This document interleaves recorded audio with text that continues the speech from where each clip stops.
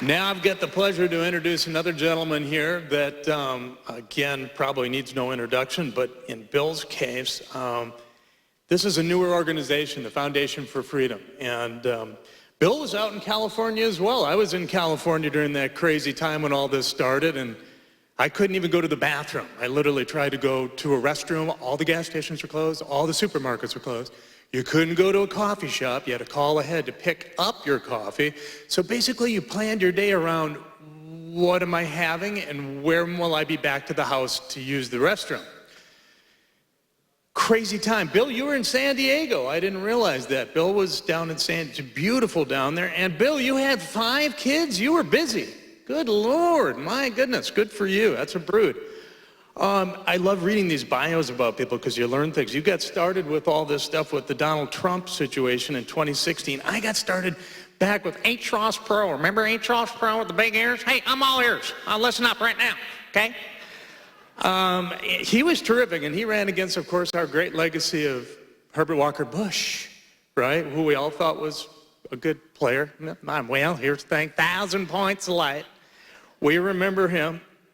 But I came from Minnesota before that, and we had Jesse Ventura. If you remember the guy with the boa, the wrestler, unicameral government, Jack. That's the deal, Jesse Ventura. But compared to our new guy from Minnesota, this isn't much of a standing. Coach Waltz, okay? So we went from boas to transgenderification of children.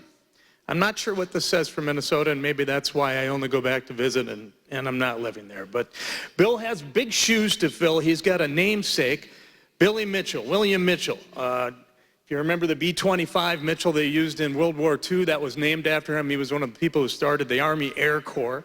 And that B-25 named after him, which Doolittle's Raiders used in World War II off the carrier decks to be able to attack our foe at that point. And Bill's taken up a different tact for attacking our foe, and I think doing a pretty good job of it. And Bill came up with, he says, what essentially is the Resolution 1776, which I'm hoping he'll touch on a little bit here tonight. And the idea of the Foundation for Freedom, which is the idea of taking and putting legs on the table. We have the sheriff, and we need a constitutional sheriff, but we also need constitutional SOE, supervisor of elections, and we need a constitutional board of governance for your county. Without those, we don't have a constitutional county. And Bill's been fortunate enough to find 4 counties here already that have declared themselves as constitutional sanctuaries. And don't be thrown by that word, sanctuary county, because it doesn't mean sanctuary city like the liberals use to show where you can hide illegal aliens and they're open to it. A sanctuary county, Bill will touch on, is one that has agreed to be constitutional and a sanctuary for us constitutionalists. So without further ado, Bill, I'd like you to come up here and impart a little bit of this knowledge on us, and thank you so much for everything you're doing, Bill. You're welcome.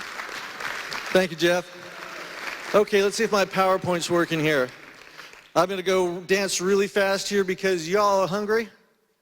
I'm hungry, so we're going to go fast.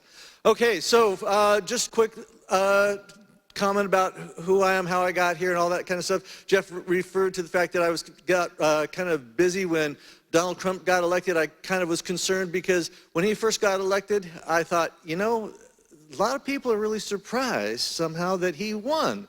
Because look at the disappointment on their face when they thought that they had this, in the bag. Did I say rigged? I think I did. Anyway, so what we got to do is I started being kind of going, you know, I'm going to start looking into this a whole lot because I'm going to really concerned that come 2020, we might have a problem. In fact, when 2020 came around, everybody thought I was nuts. Because you know why? I said, Donald Trump's going to lose. People said, Phil, you're out of your mind. Joe Biden can't get 3 people in a room, and every place Donald Trump goes, it's standing room only, right? Y'all watch that, right? And I said, no, you don't understand. They're going to rig this, and the machinery's in place, and nothing's changed, and this time, they're not going to let it go. People said, oh, no, that's not going to happen. And when it happened, they said, wow, you're a prophet. I said, no, I just was reading the research. I did the numbers, and it just wasn't adding up. And trust me, no one was more disappointed than I was of the outcome. But we got Chris Chersky who's going to give us some intel on that a little bit later, right, Chris? Okay, so I'm not going to steal his thunder. So I just wanted to let you know that this is when 2020 happened and the COVID thing happened and all that stuff happened together. That's actually where I got involved with Sheriff Mack, because 3 guys and I in Lake Havasu City formed a group called the Havasu Patriots. And what we formed was, and as I probably told you a little bit earlier this morning, is that I went to a city council meeting where people were protesting masks and all this stuff, and I finally said, you know what? You guys are missing the point. It's not that they're ineffective. It's not this, that, or the other thing. It's that it's unconstitutional. They can't do this. And I don't know how they're getting away with it, but we should stand up for the Constitution. And I said in that meeting, I said, you know what? We should, if people can have a sanctuary city for illegal aliens, well, dear God, can't we have one that is a sanctuary for the Constitution of the United States of America?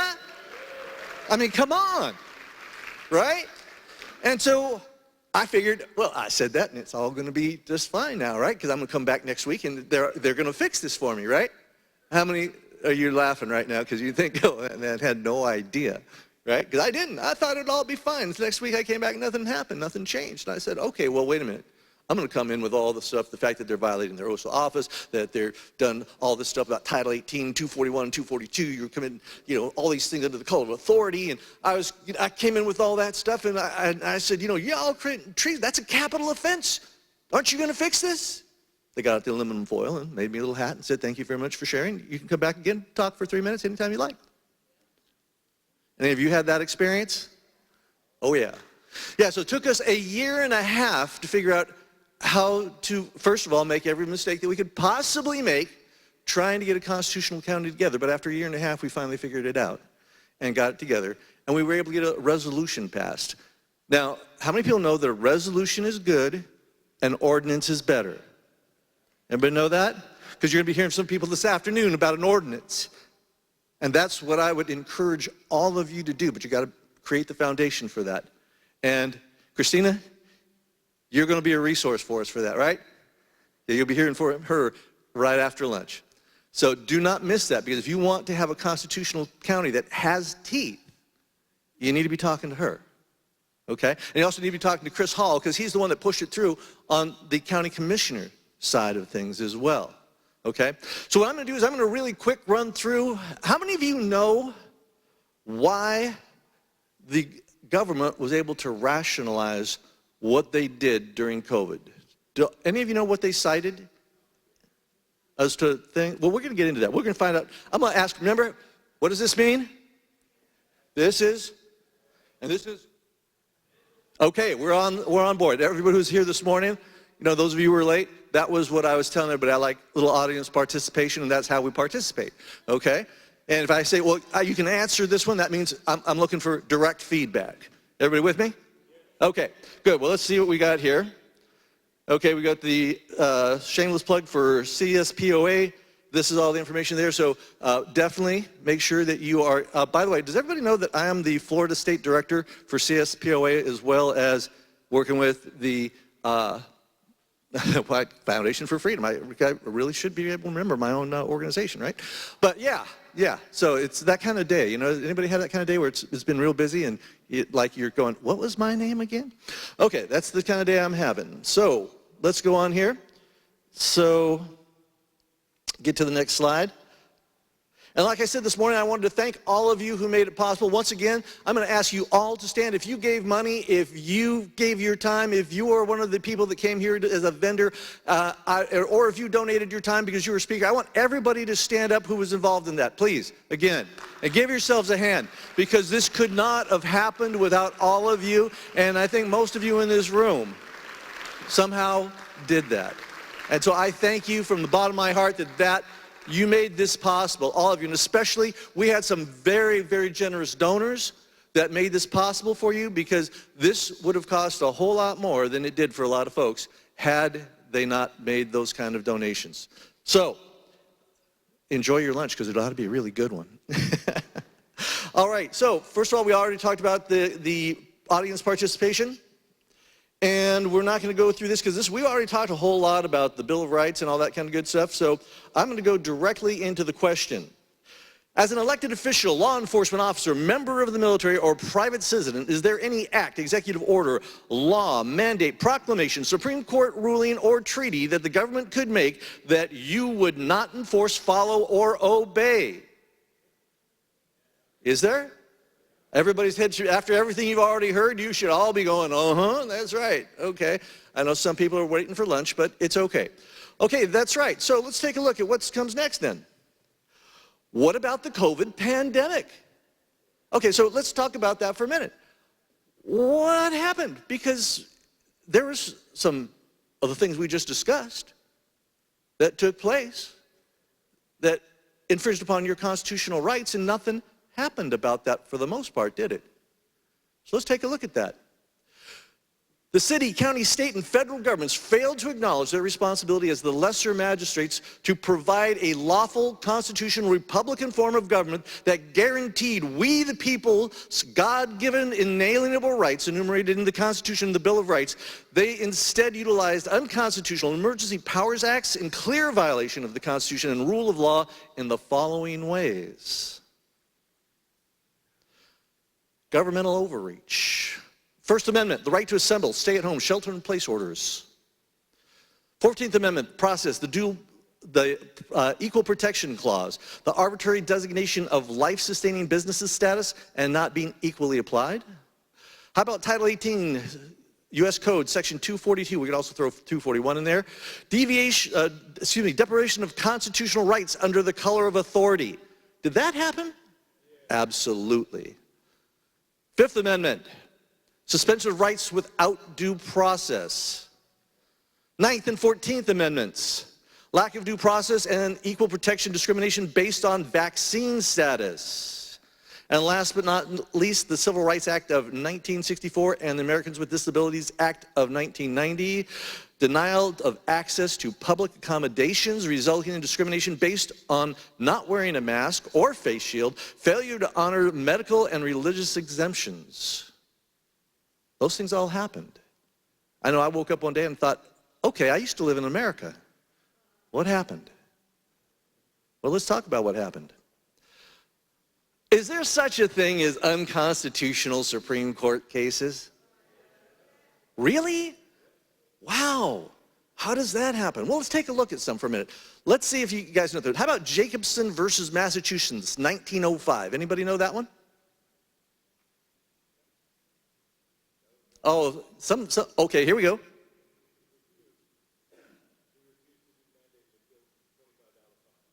I think it was $5. But yeah, no, if you didn't hear what he said, this is during the smallpox epidemic, and the state ruled that they should be able to vaccinate people and that should be mandated. And although they said for a $5 fine, you could not have to do that, right? So the Supreme Court upheld the state's right to enforce compulsory vaccination laws. The courts decided and articulated the view that individual liberty is not absolute and is subject to the police power of the state. Ooh. Well, that's good to know, isn't it? Because that sort of flies in the face of what the Constitution says. But, I mean, the Supreme Court should know, shouldn't they? They should. Let's look at another one. How about Buck versus Bell? Y'all know that one, right? No? Okay, some people here have seen my thing before, so somebody should be going like this. Buck versus Bell. That was a case where a woman who was considered basically mentally incompetent was sterilized because they thought that she shouldn't produce progeny because they would be a blight on society. So let's see what the Supreme Court said about that. The Supreme Court said an upheld state's right to forcibly sterilize a person considered to be unfit to procreate. This decision resulted in 70,000 forced sterilizations and has never been overturned. That sounds constitutional, doesn't it? No? Well, let's try another one. How about this one? How about Korematsu versus U.S., 1944? I'll bet somebody knows what that one is. Yes. Well, if you could.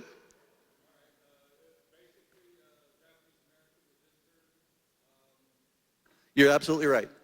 Yes. Give that man a gold star. He gets special seating here.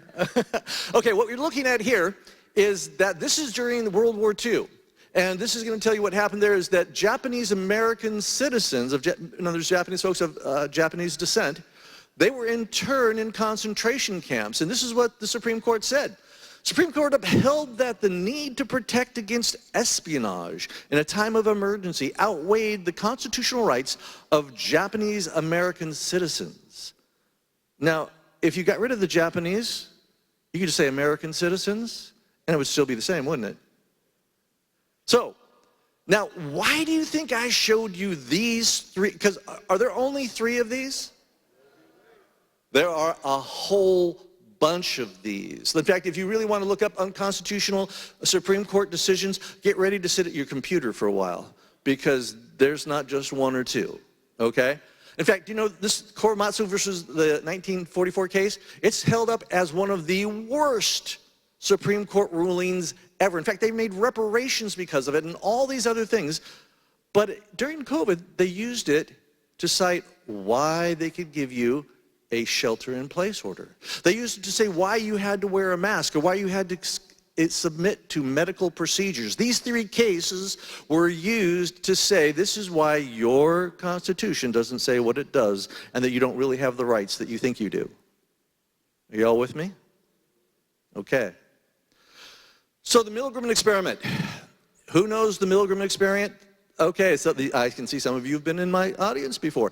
The Milgram experiment, you say, why is he talking about some silly experiment? Well, it's because Stanley Milgram wanted to know why the Nazis in Nazi Germany, normal people like you and I, would do atrocities in these concentration camps. And so he devised an experiment to where he could say, would Americans do the same thing if they were under the color of authority compelled to do so, right? So we had this great experiment. The experiment was basically this. They hired somebody to be a research assistant who was really the subject. And then they had the subject who was really an actor. And what they did is they said, okay, every time we push this little button, there's a red light going to go on, and you're going to act like you just received a small shock. And then as it goes on and on, you're going to act like it's a higher and higher level of shock. And finally, we're going to get to the point where you're going to be pleading for your life. You're going to be wanting out of the chair, all these things. And then after that, you're just going to sit there and go, kind of letting them know that you're probably dead, but you're still jerking every time you push the button. And they wanted to know how many people would take that to the extreme. Now, you be thinking about that for a minute. Because, like, again, we talked about all the stuff, willingness to obey. We looked at the assisting, well, I've given you the design. I'll give you the bottom line here. 65% of the subjects would have shocked the person to death under the color of authority. Now, why do I bring that up about the color of authority and how powerful that is? What happened in COVID? How many people under the color of authority acquiesced to what the government said? Was it 65% or was it more? Way more, way more. So you have to understand that we cannot be moved under the color of authority to obey when something's unconstitutional. You need to know that, okay? Because people are bent. 2/3 of the people will follow those types of orders unless somebody is educating them that they don't need to. They need to understand that. We need to educate people to that and have them be prepared. That's why we're out here educating people. How am I doing for time? 9 minutes. Okay, got to dance faster. Let's see. Okay, so oath of office. You already heard a lot about the oath of office, so I don't necessarily need to go into that one. We also talked about Sheriff Mack's case. He's here to present that, so he's already done that as well. We talked about he's got that praying for a miracle, so I'm going to go through that real quick. And now we're at the Supreme Court decision. We talked about that already. Sheriff Mack, I love that you've already done that for me. You've saved me a lot of time. Okay, so the Constitutional County Plan of Action, that's where we're at. And so I'm going to have to cover that really quickly. You'll hear a little bit more about that this afternoon. But what that basically is one, you got to, just as Sheriff Mack talked about, his book, Are You a David? The first step in being able to take care of this is to get right with God. Because if you don't have a relationship with God, that's going to affect your relationship with others. And if you're cut off from God, you're cut off from freedom. Do you understand? Because freedom comes from God. Power and control is the dark side. Okay? So if you're cut off from freedom, then look forward to having power and control exerted over you, because your rights are not going to be respected. You will be a slave to sin, because truly, if we're not obeying God's law, we are slaves to sin. No question. So, moving along. So the first part, get right with God, get right with each other, because you're going to be in a David-Goliath experience, because this is the good fight. What is a good fight? Good fight is the one that you have, like, no expectation of winning, because you are outnumbered, you are outgunned, you have everything, but you know it's the right thing to do, so you do it anyway. That's the good fight. That's David. So we start taking back states one constitutional sheriff and elected official at a time. We've already talked about that. The whole structure of the constitutional county is the sheriff, it is the county commissioners or supervisors, and it is the SOE, the supervisors of election, because they are the ones who ensure that you have duly elected people in their offices, not a selection process, but an election process. So, you also need to form a local county posse. And the things that you're going to do is you're going to have regular organized meetings. You're going to be participating in community outreach events to get people involved. You form specific teams to work in spheres of influence. How many people are familiar with Bill Bright and the 7 mountains theory, or the 7 spheres of influence? A few of you? Okay, what basically Bill Bright did is he identified the 7 spheres of influence that we need to be taking hold of and have things like religion, family, business, politics, media, entertainment, all these different mountains that need to be taken. And so we've taken that and applied that to our strategy of how we're going to work in the constitutional county concept, is to have people develop teams that are working in each of these areas. And we've expanded it a little bit further. I think we have 10 or 14, something like that at this point, of different spheres. Today we're going to be talking about 4 when I'm back on. So, but it's a plan of actions. And basically the areas that we've got is we have cyber warriors that deal with calls to action. So that means if you can do this, if you can get on a computer, if you have a cell phone, you can be a cyber warrior. Okay, and that means that you can get out there and you can write letters and you can tell people about what's going on, and you can make a difference that way. Trust me, because getting the word out is super important. Next piece is working with sheriffs to encourage to train and conduct sheriff's offices constitutionally. This is where we come alongside sheriffs, because it doesn't do any good for us to sit there and complain about the sheriff isn't doing his job and all that stuff if we're not willing to come in there and help them in the areas that they need help with. And volunteer for things like their citizens emergency response teams, helping them out in various areas so that they can free their deputies up to go out and do things that only the deputies can do, but the general public can, like direct traffic and do other things that might be really helpful for you to be helping your sheriff with. And it's going to help you to develop a relationship with those people, so that when it comes time for you to talk to them about standing up for the Constitution, you already have a relationship and rapport so that you can actually have a conversation about that. So that's that piece. There's more to it, but we're going, like I say, I'm dancing as fast as I can. We're going to work with county commissioners, and the same thing's true there. You want to come alongside of your county commissioners. You want to work with them, because, again, if you don't have a relationship with God, it's not going to spill over, and it's going to look more like criticizing them rather than helping them to see that this is in everyone's best interest, what we're trying to accomplish. We wanted to work with SOEs. We have had some marvelous work with some of the SOEs, especially Flagler County. You saw Sheriff Rick Staley. He is amazing sheriff, and his SOE is amazing. She's been tremendously helpful. You can ask Deb Monks about how she was helped tremendously by the relationship that we developed with her. And that was all because we had an introduction by somebody who was a good friend of hers. And when we came in, we didn't come in as the enemy. We came in as somebody who was a friend. Made a big difference. Work with state and federal legislators, same story. Now, we're advocating local action to make state and national difference, but we don't want to forget that we still need to work with local and federal legislators, because we need to make differences in the types of laws and things like that. But by the way, is there such a thing as an unconstitutional piece of legislation? Or is there such a thing as an unconstitutional statute? Absolutely, absolutely. And so we need to clean some of that up too. And we want to work with the executive branch as well. And we want to develop a PR and media speakers bureau to help deliver the message all over the country and all over the state. One of the things I'm going to end with this, because I think have I danced out all my time yet? 3 minutes, okay, I can take that 3 minutes. This is the way that we approached Florida. And if you're not from Florida, that's okay, because you can do this the same in your particular county as well. But we took a look at Florida, and we said, okay, how many of the counties in Florida passed some sort of legislation during the 90s or early 2000s that established themselves as a Second Amendment constitutional county? 44 out of 67. Did you know that?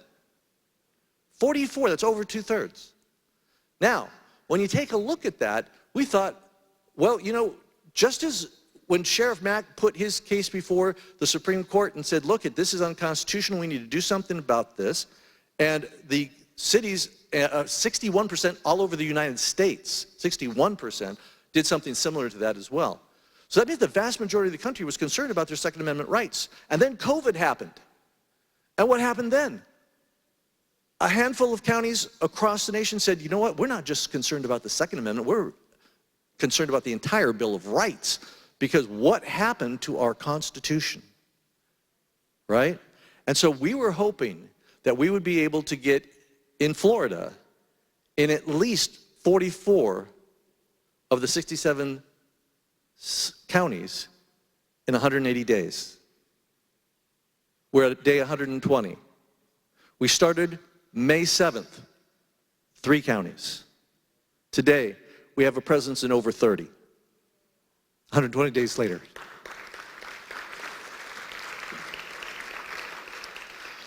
We still have a long ways to go. We have 37 counties, we still need to get a presence. And that's where you all come in. If you're from Florida and you're in a county, I want to talk to you about getting this to a county near you, because we do presentations to bring people on board, and that's how we're spreading really rapidly. And we've got a lot of work to do here in the next 60 days, because that's the end of our 120. That ends on November 5th. Everybody know that's an important day. But we don't stop there either. We're going to keep going. So, I'm dancing out of time, but you'll hear more about the 180-day plan. Well, actually, you may not. Actually, we're going to do an experiment this evening. How many of you are really committed to making a difference? I want to see, because I mean, you're here, but how many are willing to actually do something? I'm not asking you to do anything immoral or you know, anything that's going to be fattening, but I am going to say, I'm going to ask you to do things. I'm going to ask you this again this afternoon when I'm doing this, and we're going to see how many of you are willing to have the rubber meet the road. All right? So next time I ask you to raise your hand, I'm expecting you to be real serious, because I'm going to hold you accountable. Thank you so much for your attention. It's time for lunch. What we're going to do right now is we're going to go out into the other room to say hi to the vendors. We're going to be out there for about 20 minutes or so while they set up for lunch. And then when the doors open again, it's time to come into lunch, and we'll begin the afternoon program. Again, thank you very much for your attention, and we'll be back shortly.